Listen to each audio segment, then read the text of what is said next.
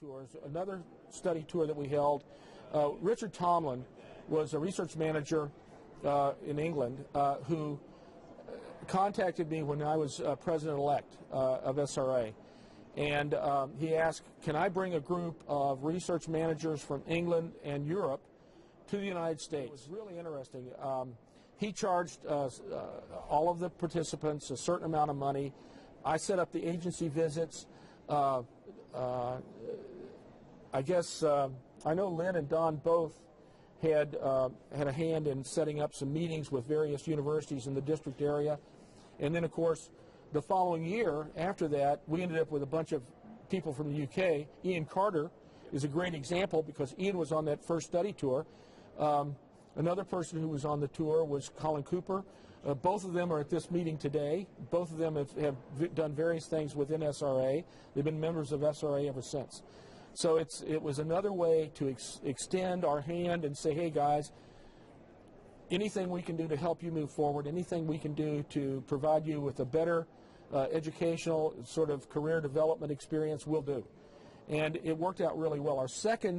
The second group that Tomlin brought over 2 years later included a lot more people in Europe. And that's when SRA started getting involved with IRMA, the other association. At the time that Ian Carter came over, the ARMA was actually called RagNet, and later it changed its name to ARMA. But it was very interesting that we ended up being invited to go to ARMA to speak and to provide presentations on what's going on in the U.S. They really wanted to know what funding sources were available to them and what they had to do to seek and secure money from those funding sources. So that was a very popular, that was an extremely popular presentation that all of us were involved in doing whenever we were invited to go there. Presentations at a number of different places, but one of the more interesting things we did was go to Australia.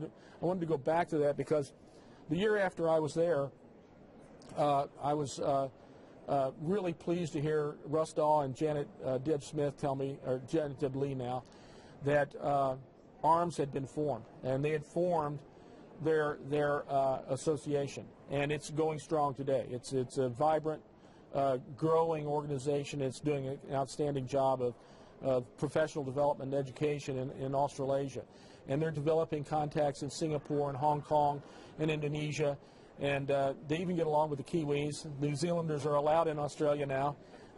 They're not allowed around race day for the boats, but as long as they're not sailing, it's okay. They can come to Australia and be part of the meeting.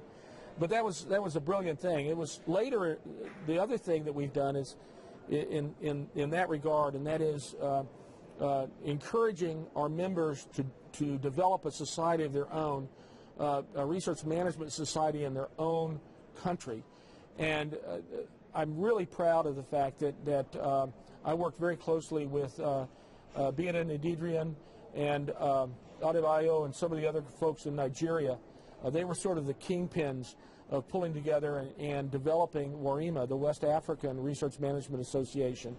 And I worked really hard with them to sort of push them forward and make sure that they were putting together a really strong professional meeting. I went over and spoke. I had 2 or 3 other friends that I had come and speak to their inaugural meeting. And we had people out of the UK. We had one person from Spain who came down, a doctor who had been at NIH and was going back to Spain and agreed to come and speak. So we had a terrific track record of getting other associations started and supporting their growth, certainly their early growth, which is the first 3 years are the most important. If you make it past the first 3 years, you're going to probably make it as a voluntary association, especially professional voluntary association. The other thing that was interesting that we did that I thought was really a lot of fun, and that was while we were working with Carnegie and MacArthur, Paul Wagaman met David Cheney. And David Cheney worked for SRI. SRI used to be Stanford Research Institute. They broke away from Stanford and just took on the initials SRI. And they're a Beltway consultant group. They're very strong. They're located right across the street from one of the major State Department buildings in Alexandria. And that's not a coincidence. That is not a coincidence. And Paul and I went up and met with David Cheney to talk to him about some of our workshops that we've been doing in Africa and also in Australia and elsewhere. And David was very interested in us coming to Saudi Arabia and doing a week-long workshop for the vice chancellors and their top research managers at KAUST and King Saud. And so folks from all over Saudi Arabia came to the coast, and we had just a beautiful venue. Elliot Kulikowski was with us on that training trip, and it went exceptionally well. We did a brilliant job, and it was really well received. And as a result of that, Elliot has maintained a very close relationship with a number of the folks at KAUST and I think King Saud as well. He's been over there a number of times at this point in time. Over the last 10 years, he's been there quite a few times. But again, it was another situation where we had the opportunity to go out, and it was another situation where we made contact with someone who had an interest in what we were doing, and we agreed to step up and go out and do the training. We have always sort of re-geared our training to the specific institution that we go to. We identify the specific needs, the really major needs, sort of not so significant but important needs, and then non-significant items.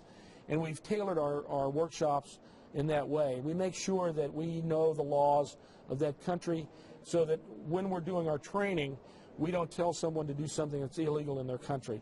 That's extremely important, especially in the regulatory environments in some of the countries we've worked in. It can be rather oppressive at times, and you have to be very careful about that. But again, it was another opportunity for SRA to brand itself as an international outreach organization. I think that probably one of the more interesting things that came out of those study tours was the interaction that Paul started with Marilyn Pfeiffer. And Marilyn Pfeiffer was the director of the CRDF, and that's the Civilian Research Development Foundation. CRDF works a lot, has worked a lot.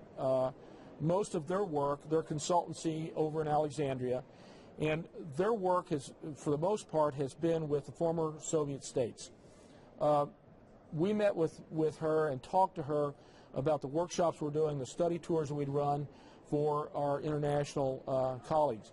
And she was very interested in us doing something like that for all of the research centers, the high energy physics research centers in the former Soviet Union. And I'm talking primarily about the Ukraine, about Russia, Georgia, and Almaty, Kazakhstan. And we had two missions. The first part of our mission was to go to Russia, meet with all of we brought all of those research center directors together. We brought researchers from the various universities together, all in one room. They were not talking to each other on a regular basis at this point. The research centers were largely government-operated centers, and the universities had their own research programs that they ran basically in absentia of what was going on at the research centers that the governments were very heavily funding at that point. And our job was to, one, go in and give them sort of a re-engineering, a retooling, if you would, on how they did